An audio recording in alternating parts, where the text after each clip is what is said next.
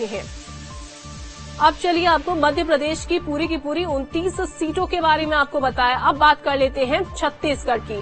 छत्तीसगढ़ में बस्तर लोकसभा सीट, यहां पर जो मुकाबला था, त्रिकोणीय मुकाबला यहां पर देखने को मिला। महेश कश्यप बीजेपी की तरफ से, कवासी लखमा कांग्रेस की और यहां आयुत राम मंडावी बीएसपी की तरफ से चुनावी मैदान में उतरे। यहां पर अब देखिए बीएसपी के कैंडिडेट ने भी यहां पर वोट काटने का पूरा काम किया। बस्तर लोकसभा ये सीट जहां पर काफी हाई प्रोफाइल ये सीट है। अगली सीट के बारे में आपको बताते हैं। अगली सीट है महासमुंद सीट, ताम्रध्वज साहू कांग्रेस की तरफ से और इसके अलावा रूप कुमारी चौधरी बीजेपी की तरफ से, बसंत सिन्हा जो है वो बीएसपी की तरफ से चुनावी मैदान में।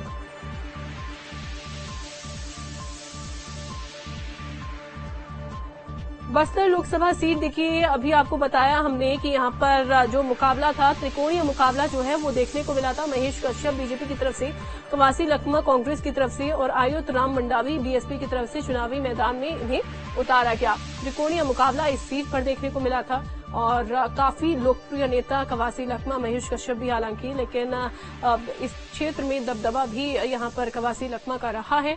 अब देखना होगा यहां पर की जनता किसको चुनती है। वोट काटने का काम हालांकि बीएसपी कैंडिडेट ने जरूर यहां पर किया। अब बात कर लेते हैं महासमुंद सीट की। लोकसभा ये सीट महासमुंद की, जिसमें रूप कुमारी चौधरी बीजेपी की तरफ से चुनावी मैदान में उतारी गई।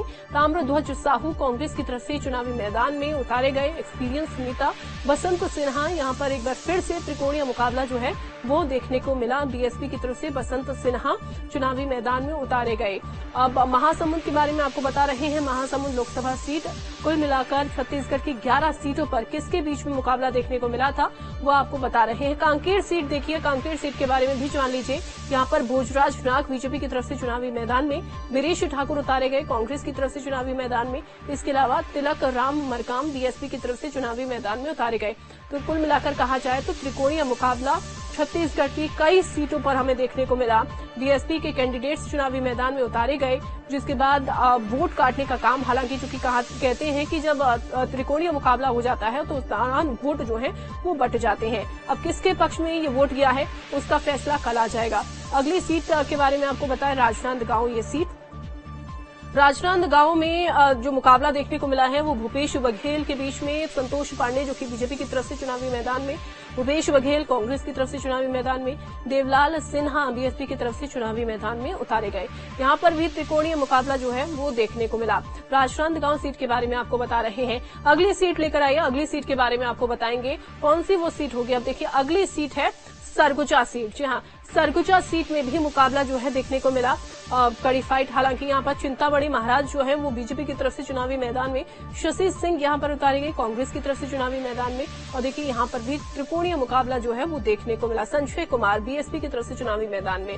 जनता ने किसको चुना है, किसको वोट दिए हैं, चूंकि 3 चरणों में छत्तीसगढ़ में चुनाव हुए, फैसला अब ईवीएम में बंद हो चुका है। अब जो फैसले की घड़ी है वो आने वाली है, कुछ घंटों का वक्त रह गया है।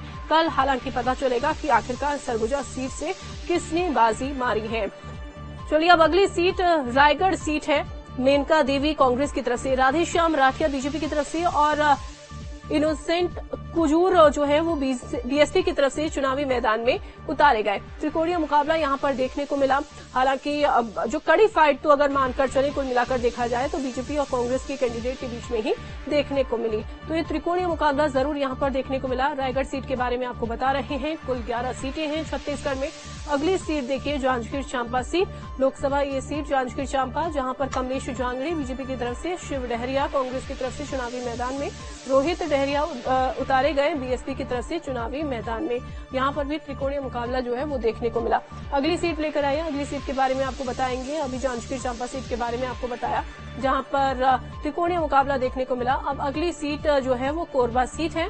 कोरबा में मुकाबला जो है सरोज पांडे के बीच में, ज्योत्सना महंत और दुचराम बौद्ध के बीच में देखने को मिला। लेकिन कड़ी फाइट यहां पर देते हुए सरोज पांडे, ज्योत्सना महंत एक दूसरे को देते हुए यहां पर नजर आए। बीजेपी की तरफ से सरोज पांडे, ज्योत्सना महंत कांग्रेस की तरफ से, बीएसपी की तरफ से दुचराम बौद्ध चुनावी मैदान में उतारे गए। तो ये कोरबा सीट के बारे में आपको बता रहे हैं। अगली सीट के बारे में आपको बताएंगे। अगली सीट है देखिए, यहाँ पर मुकाबला जो देखने को मिला तोखन साहू, देवेंद्र यादव और अश्विनी रजक के बीच में। अब यहाँ पर बीएसपी ने देखिए ज्यादातर सीटों पर कैंडिडेट उतारे और उसके बाद जो प्रत्याशी उतारे, कैंडिडेट उतारे, वो वोट काटने का काम करते हुए नजर आए। कितने वोट काटे हैं वो कल फैसला होगा, कल सामने आ जाएगा। टोकन साहू, देवेंद्र यादव और अश्विनी रजक चुनावी मैदान में यहां से इस सीट से उतारे गए। हालांकि कुछ निर्दलीय भी थे जो कि चुनावी मैदान में उतारे गए और कुल मिलाकर कहा जाए तो और देखिए यहां पर अगर बात करें तो त्रिकोणीय मुकाबला जरूर देखने को मिला और जिसका रिजल्ट कल आज